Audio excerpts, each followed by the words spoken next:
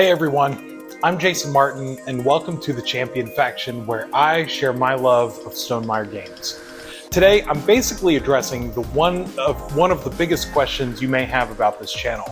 Why dedicate an entire channel to a single company, especially a company that doesn't employ me in any kind of way? Well, the simple answer is that Stonemaier does a lot of things differently than a lot of other companies. And at every step, I've been impressed with the various aspects of how the business is run and impressed with the priorities that they demonstrate. So today, I thought I would talk about top 10 reasons why I love Stonemaier games. Number 10 is the challenging yet very accessible nature of the games. Most games published by Stonemaier are mid-weight games that the average gamer can probably get up to speed pretty quickly, and even people who may not play games that often or know many of the gaming mechanisms and conventions of gaming can understand the basic rules of how to play pretty quickly. Yet they can be extremely challenging. So many of Stonemaier games have multiple layers of depths, an intermingling of gameplay mechanisms and player choices that can give even the most adept gamer a hardy, crunchy challenge to pursue. So while I can appreciate the depth of decision-making and nuanced variations in the game, my friends and family who may be occasional gamers at best can also appreciate how simple it is to pick up and play the game with very little relative overhead to begin in terms of learning the rules. Number 9, the content and community that Stonemaier nurtures on Board Game Geek, Facebook, and YouTube. Jamie Stegmaier has done an amazing job of creating and cultivating a community around the business and the games. The fans have many different ways to engage with the content, and the company engages right back.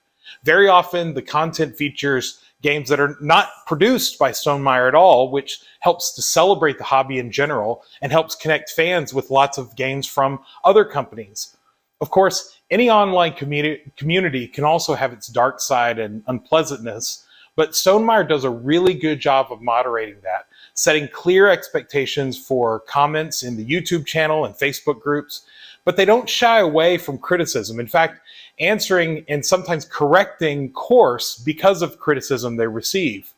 But they also know when to moderate people who may be engaging or sharing criticism in a kind or disrespectful manner. Number 8, the Stonemaier Champions program. Frankly, I'm very surprised that more board game companies don't do something like this. On the surface, it seems a bit like a loyalty program, and perhaps that's more or less what it is. You pay a small yearly fee, and you get a discount on Stonemaier products and a few other early opportunities throughout the year.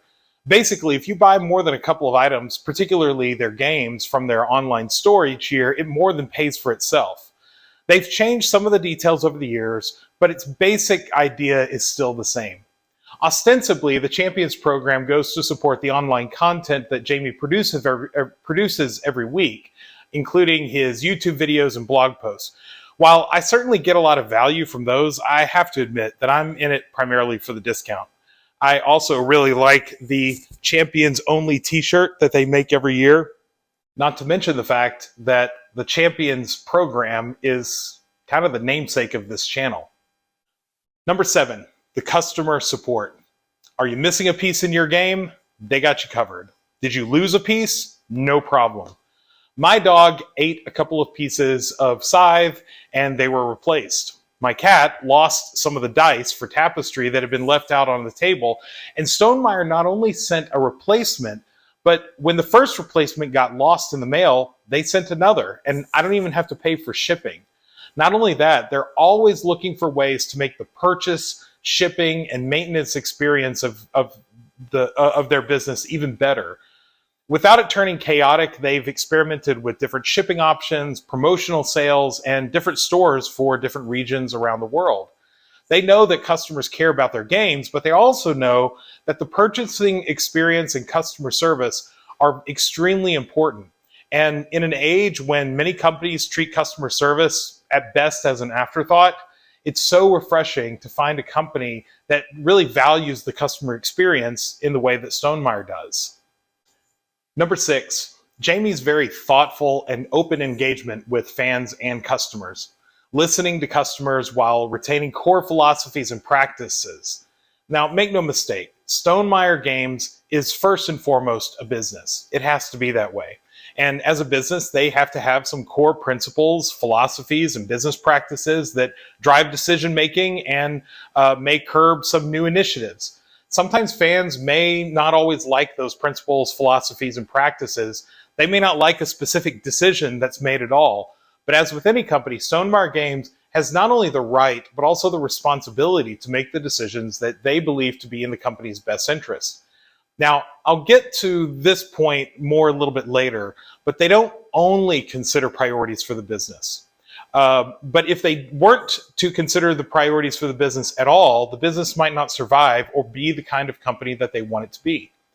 At the same time, Jamie and the other employees at Stonemaier do a better than expected job of really listening to the fans and the customers. They take feedback. They may not always act on that feedback, and they may not always agree with the feedback, but they listen.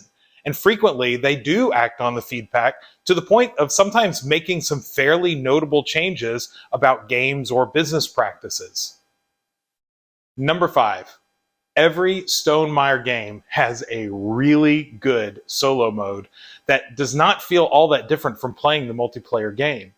In fact, most, if not all of them, have the solo player playing the game as they would in a multiplayer game while managing a pretty simple but challenging automa. Now, I personally don't like the beat your best score solo modes, and apparently Stonemaier doesn't like that either because their solo modes are much better than that. Even Rolling Realms, which easily could have been a beat your best score solo game, includes a mini golf solo campaign that mixes things up really well. Stonemaier Games has such incredible solo modes through their partnership with the Automa Factory that it has frankly spoiled me when it comes to solo gaming. Most of my favorite solo games are actually Stonemaier games that were originally designed as a multiplayer experience but have an amazing solo mode to go with it. And honestly, they've set an incredibly high bar when I learn of other games from other companies that incorporate solo modes into their games as well. A bar that many of those games just simply don't meet. Number 4 is the way that Stonemaier Games rolls out new games and expansions. Now, this one may be a bit controversial. Some people may look at the way that they announce and release games as intentionally trying to create artificial hype. I don't really think so because Stonemaier Games has some actual hype that is naturally going to surround a company that is as successful at releasing so few games as Stonemaier is. Jamie has made it clear that he loves to create engaging experiences for people. He loves it when games tell stories, and I think he applies those same philosophies to the marketing and release of his games as well. And you know what? I'm here for it. Whenever Stonemaier releases a new game or expansion, I don't necessarily want to learn everything all at once. I like the slow release, focusing on the stories behind the design and the creation of those products. I enjoy learning about the world that the game inhabits bit by bit, and I enjoy being on the ride of having the experience of learning something new, not unlike watching a trailer for a new movie I'm excited about and listening to the interviews with the cast and creative team. It's another way to engage with something I enjoy, and I appreciate the attention that Jamie and Stonemaier Games put into that aspect of it. Now, I understand not everybody may like that, but the great news is if somebody doesn't like that style of rolling out a new product, all they have to do is wait 7 to 10 days, and it will be out there all at once. By the time anyone could even place a pre-order, they'll have all the information that they need, including various reviews and playthrough videos online. Overall, I see it as a win for everyone. Number 3 is the interesting and clever gameplay in every Stonemaier game. Despite all the points that I've already made in this video, Stonemaier would not be my favorite company if it didn't make some amazing games. And the hallmark of an amazing game is incredible gameplay and clever mechanisms. From the first Stonemaier game that I ever played, Scythe, I was enthralled by the way that Stonemaier Games takes the puzzle of a game, and creates so many different iterations on that puzzle. There are strategies upon strategies, but with very little actual randomness or lack of player agency. Everything is so thoughtfully considered that even when something may not work as elegantly as I might like, there's almost certainly an explanation and an understanding reason about why it works the way it does. Every Stonemaier game connects the players together in interesting ways, and while there may be varying degrees of player interaction, there's always a sense of player agency and the needs to consider multiple priorities when playing the game, and I love that. Number 2 is the incredible art and component quality. Once I became an avid gamer, it took me a little while to realize how important art, graphic design, and component quality really are to my personal experience. It may sound kind of silly, but I love board games as much as works of art and design as the game itself. Not just the design of the mechanisms, but the artistic design, the graphic design as well. I love to interact with the beautiful components that would be just as at home in an art gallery as they are on a gaming table. I actually have this higher on my list than gameplay and mechanisms because I think this is really what sets Stonemaier apart from most other companies. A lot of companies make really great, engaging, and clever games, but very few make those same games with the consistent aesthetic qualities that Stonemaier puts into theirs. I've learned that for a game to really have a permanent place in my collection, it needs to be attractive and visually appealing in its own right.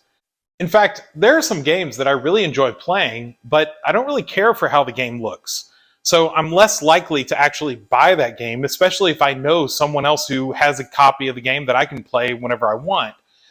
Now, I know that many people may not feel the same way, sometimes believing that Stonemaier games may sometimes be overproduced, or perhaps they don't like the artwork or the art direction or style.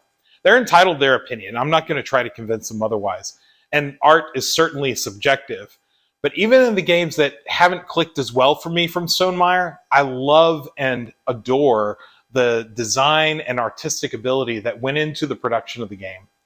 But more often than not, I'm just blown away by how beautiful and appealing each game is. And my number one reason for loving Stonemaier games is the social consciousness. Thoroughly considering their responsibility to the environment, to the gaming industry, and the wider world, Stonemaier recognizes that no person and no business can exist in a vacuum. And there's always an eagerness to learn how they can do better. They really seem committed to diverse representation, both in games and in personnel. Gaming is sometimes notoriously criticized for being primarily white, male, and straight. As in many industries, there have been some pretty high-profile news stories about the hostility that women, people of color, and sexual minorities sometimes experience in the gaming world.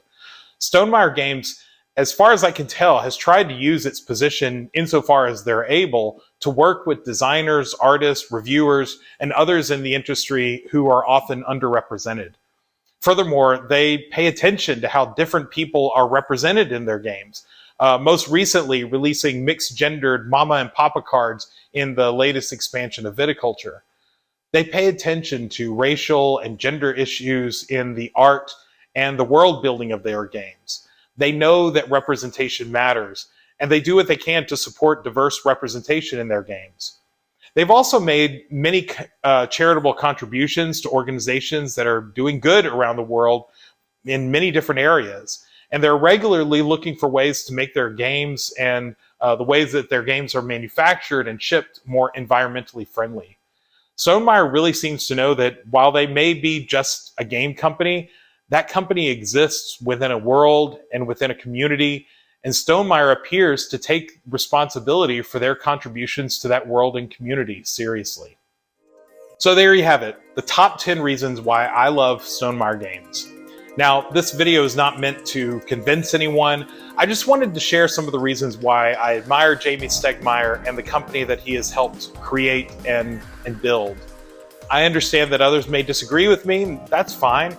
But if there are other reasons why you like Stonemaier games, even if they aren't your favorite game company, let me know in the comments. I'd love to hear some other reasons that maybe I left out. And until next time, I'll be making my way to the factory as the champion faction. Bye, everyone.